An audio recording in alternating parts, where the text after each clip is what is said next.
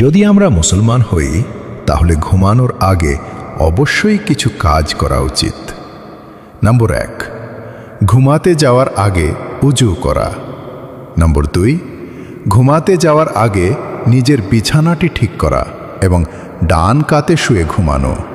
নম্বর 3, ঘুমানোর আগে 1 গ্লাস পানি পান করা। নম্বর 4, প্রথম কালিমা তাইয়্যিবা পড়া।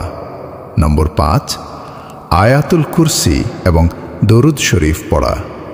নম্বর 6, সূরা ফাতিহা তিলাওয়াত করা। নম্বর 7, 3 বার সূরা ইখলাস এবং 3 বার সূরা নাস পড়া। নম্বর 8, 10 বার আস্তাগফিরুল্লাহ পড়া এবং এরপর ঘুমের দোয়া পড়া।